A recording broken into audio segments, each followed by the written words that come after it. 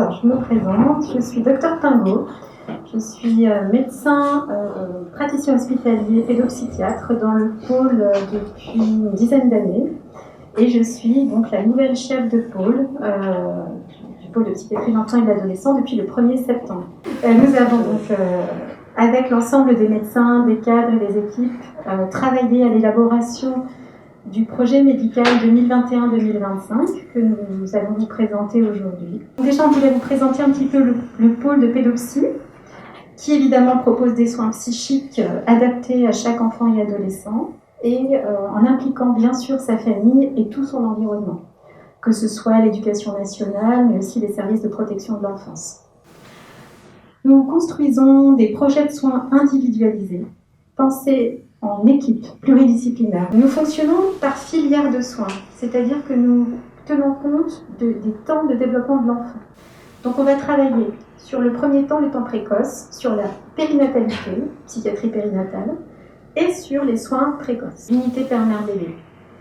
Cette unité de psychiatrie périnatale est toute récente dans notre pôle puisqu'elle a été construite à partir de décembre 2012, qui a été construite majoritairement, mais pas que, à moyens constants, et qui nécessite un projet de renforcement de son équipe, et surtout aussi du fait du déploiement d'une équipe mobile. Donc l'équipe mobile, elle est censée se déployer sur le secteur, mais pas que. Vraiment, à l'avenir, ce sera vraiment d'être totalement intersectoriel, et d'aller au plus près des maternités. Et puis l'aménagement des locaux, et c'est prévu à peu près pour le premier semestre 2022. On en a profité pour rapprocher l'unité de la Fontaine au Berlingot, destinée aux bébés et enfants âgés de moins de 7 ans. Ça vraiment, on pense que ça va être très opérant de permettre aux équipes aussi de travailler un peu plus dans la transversalité. La filière enfance. Donc pour revenir sur les projets de ce pôle, qui serait de développer un dispositif de soins mobile au plus près du quotidien de l'enfant et de son environnement, soit dans des visites à domicile, soit des soins à domicile, ou à l'école, ou dans le lieu de vie de l'enfant tel qu'il soit. Voilà. Donc encore une fois, la politique et la culture du pôle s'orientent beaucoup plus vers l'extérieur de l'établissement, vers le aller vers. Il y a aussi un projet spécifique qui est le renforcement des dispositifs diagnostiques TSA. Alors, dans le champ de l'autisme, il y a quand même encore beaucoup de travail à faire sur le repérage précoce des troubles. Au niveau des adolescents, sur Dijon, depuis septembre 2020, le rattachement au pôle de la Maison des adolescents de Côte d'Or, Adosphère, nous allons pouvoir développer encore plus notre partenariat avec des missions de prévention.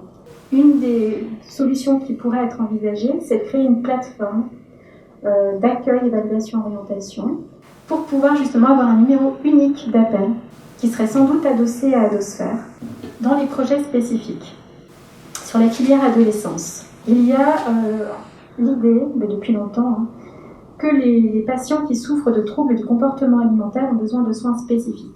Donc nous sommes plusieurs médecins du pôle à avoir ce projet de construire une unité d'hospitalisation complète de 5 lits au moment de l'adolescence, avec une double approche somatique et psychique. Le deuxième projet spécifique de la filière adolescence, c'est en lien avec ce qu'on appelle un peu communément les situations dites cas complexes. Donc nous avons répondu à une demande du conseil départemental, soutenue par l'ARS, sur la construction de solutions. Donc ce qui émerge actuellement, ce serait soit une équipe mobile qui se déplacerait au plus près du lieu de vie de ces patients, et soutenir aussi les professionnels de terrain, adossés ou non à une structure séquentielle. Il y a comme troisième projet sur la filière adolescence la création d'une unité hôpital de jour pour les mineurs auteurs d'infractions à caractère sexuel. Quatrième projet.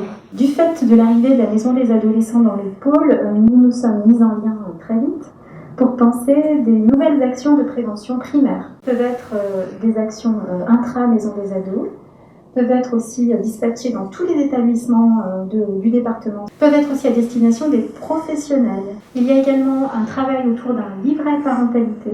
Alors, il y a des projets qui sont transversaux à toutes les filières dans le pôle. La création d'une unité de thérapie familiale. Autre projet, la création de 4 places d'accueil familial thérapeutique. Un autre projet, c'est le développement d'accueil, évaluation, orientation des nouvelles demandes dans chaque unité du pôle. Donc nous devons retravailler sur des dispositifs innovants d'accueil, évaluation, orientation portés par des binômes de professionnels paramédicaux. Un autre projet, et celui-là, il est vraiment à cheval entre deux pôles, donc le pôle de pédopsychiatrie et le pôle de réhabilitation, ce serait la création d'une équipe transition ado-adulte, puisque pour les patients de 15 ans et plus, nous avons parfois repéré des signes de ultra haut risque de transition psychotique. De là est née l'idée peut-être de déposer un projet pour obtenir des moyens, des fonds dédiés pour créer une équipe supplémentaire. Un autre projet transversal qui est le développement du dispositif Vigilance version ado. L'idée de rappeler les patients après un épisode suicidaire afin de limiter la récidive, voire de l'empêcher, et de ramener vers le soin. Et le logiciel ITIX est un logiciel pluripartenaire, pluriprofessionnel, qui permet vraiment de mettre en réseau des informations importantes pour les patients, les usagers. Donc voilà, ça c'est ce qu'on veut mettre en œuvre jusqu'à 2025.